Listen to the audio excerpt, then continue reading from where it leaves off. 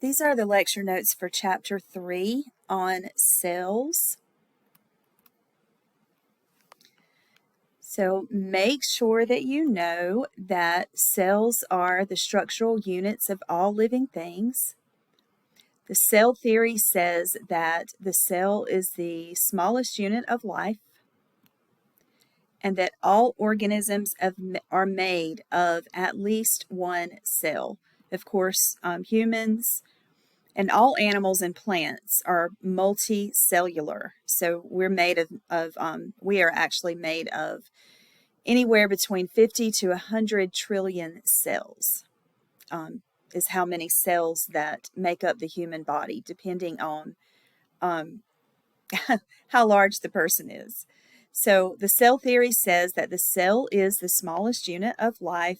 All organisms are made of at least one cell, and cells arise only from other cells. So the only way that a cell is produced is when other cells divide. And there is a great diversity among cell types. What we're looking at on this page is just some different examples of human cells, and you can see the diversity. We've got the erythrocytes or red blood cells, and you can just compare those to a nerve cell. They look very, very different. They have very different functions.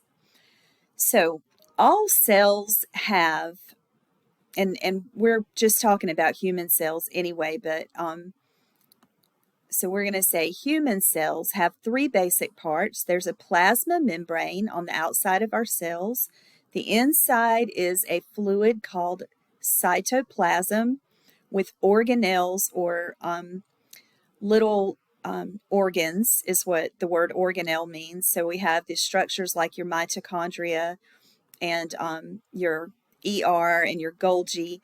All of those organelles are found in the cytoplasm. So the largest organelle is the nucleus, and it's going to contain the DNA. We also call the nucleus the control center. So we have the nucleus inside of a plasma membrane, and then the fluid and the organelles between the plasma membrane and the nucleus would be the cytoplasm. And I'm going to blow this figure up a little bit larger so that we can see it better and just go over the structures. So this entire big purple organelle is called the nucleus. Inside the nucleus, you have a structure called the nucleolus.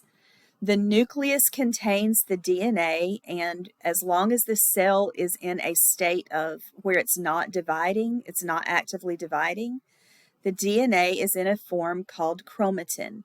In other words, it is spread out. It's very spread out and diffuse throughout the nucleus. When the cell is about to divide, the chromatin will condense into the 46 chromosomes that are found in all of our cells.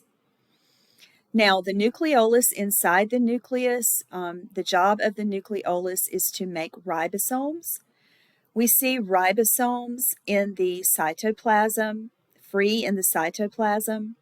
They're these little dots. And we see ribosomes attached to the rough endoplasmic reticulum, or the rough ER. So, ribosomes make proteins. The rough ER makes and modifies proteins. And then outside the rough ER is the smooth ER, which doesn't contain ribosomes. And the smooth ER functions more in synthesizing lipids and carbohydrates.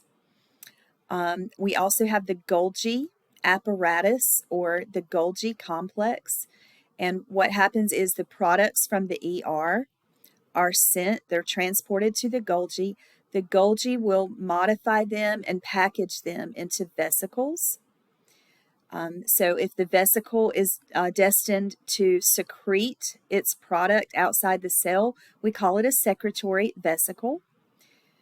And some vesicles have special names, like the lysosome is a vesicle that contains digestive enzymes.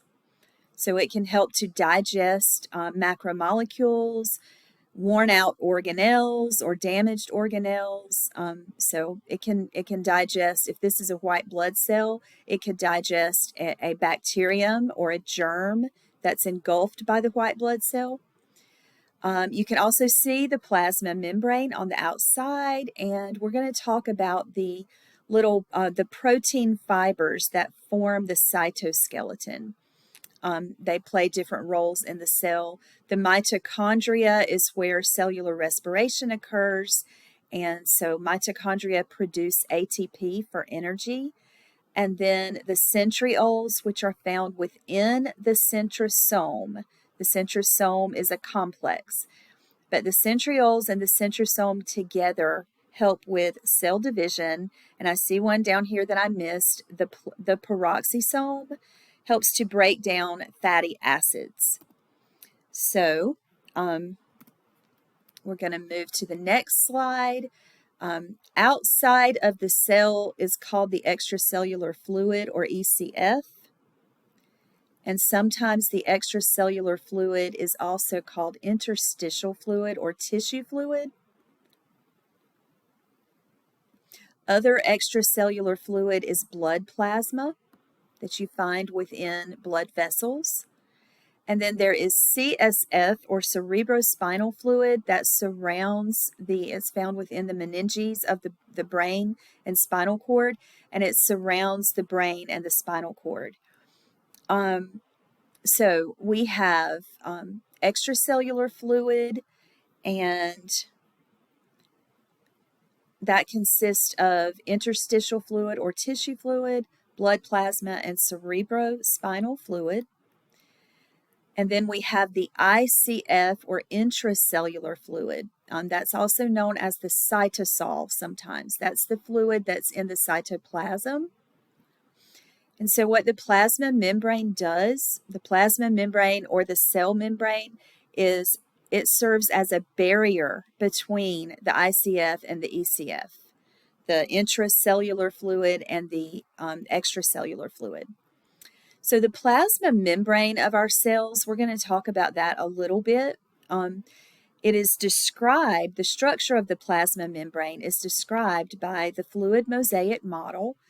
And the fluid mosaic model says that the plasma membrane is composed of a bilayer of phospholipids. We call it a phospholipid bilayer, or a double layer of phospholipids, with a little bit of cholesterol embedded within the phospholipids, and also proteins, membrane proteins embedded within the phospholipids. Attached to the outside of the plasma membrane, we have chains of glucose, or carbohydrate chains, and together they form the glycocalyx, which kind of makes the outside surface a little bit sticky, and it also serves to identify our cells to the immune system. Or, for example, if we were going to donate an organ or donate tissue to someone who needed it, the glycocalyx would be the part that they have to make sure matches up, have to do a tissue match and make sure that the glycocalyx in our cells and our tissues matches the person we're going to donate to.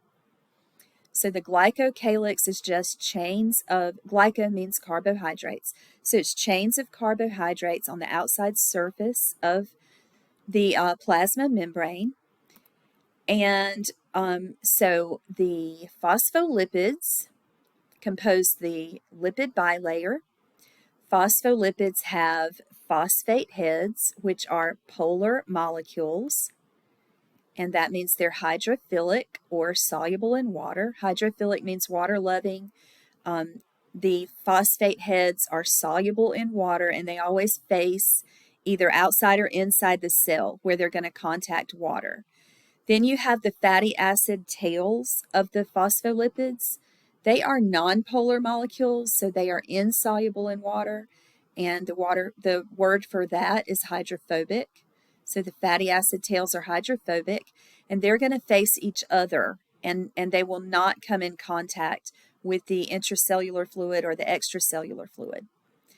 And then the within the phospholipids, 20% of the plasma membrane is composed of cholesterol, and it makes without the cholesterol, the plasma membrane is more oily or more like a liquid.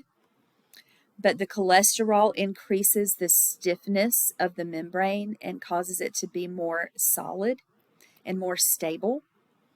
So here you can see here's an individual phospholipid with the polar head and the nonpolar tails, and then you can see how they form a double layer or a bilayer in the plasma membrane. The membrane proteins, I'm not going to highlight anything on this page. I'm just going to tell you in case you come across these words. If a protein is integral, it means it goes all the way through the plasma membrane, from outside the cell to inside the cell. But if it's peripheral, it's either on the inside or the outside of the plasma membrane. So we're going to learn the functions of the integral proteins. So there's 6 of them. I'm going to blow this up so we can see it better. These purple structures are the integral proteins in the plasma membrane. And some of them function as, so notice that the brown part is inside the cell. So this is representing the intracellular fluid. And then the blue is representing the extracellular fluid. You can see clearly the phospholipid bilayer and the cholesterol molecules embedded within the phospholipids. And then you can see the different purple molecules are the proteins. So this particular integral protein, has a carbohydrate chain attached to the outside. And then you see some carbohydrate chains attached directly to the phospholipids. So all of these carbohydrate chains function in cell recognition or tissue compatibility, and they will identify our cells to our immune system so that our immune system won't attack our cells that belong to us. Our immune system is programmed to attack only cells that are foreign. We also have some proteins which have pores or holes through them. They function as channels. And then we have some that function as receptor proteins.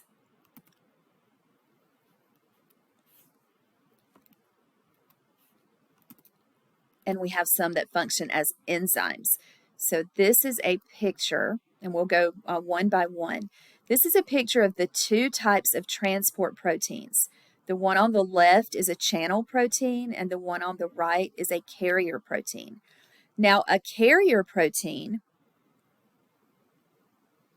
is used in transporting molecules across the plasma membrane, and it can either be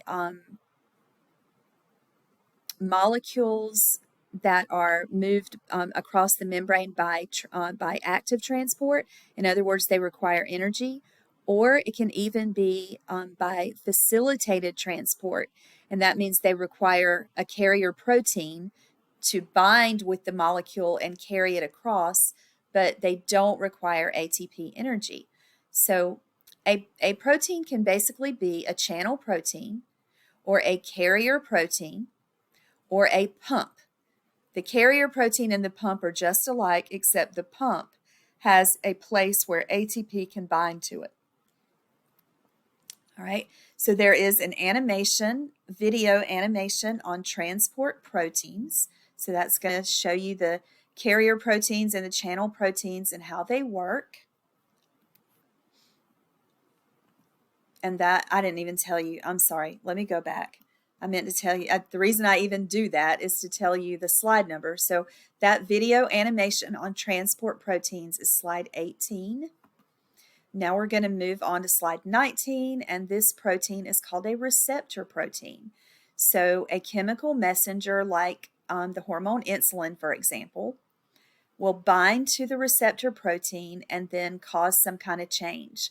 If it's insulin, when insulin binds to a receptor on our liver cells or our muscle cells, it causes those cells to remove glucose from our blood and lower our blood sugar. So then there's an animation. I'm assuming this is slide 21 on receptor proteins. Then you have some of the membrane proteins which function as enzymes, and we know that enzymes are protein catalysts, so they speed up specific chemical reactions. You have an animation. I'm assuming this is slide 23 on enzymes. Then we have some proteins which are recognition proteins. They're always glycoproteins. Remember, glyco means a chain of glucose, so it means carbohydrate chain basically. So a glycoprotein has a carbohydrate chain attached to it, and other cells which have receptors for that glycoprotein, other cells like our white blood cells from our immune system, can bind to the carbohydrate chain and recognize it. They are able to recognize that this is a cell that they don't need to attack. This is a cell that is part of our body, so it's not foreign. So glycoproteins function in cell recognition, and then we have proteins which join or attach cells to other cells. So they're called junction proteins. And so junction proteins, there's different types. I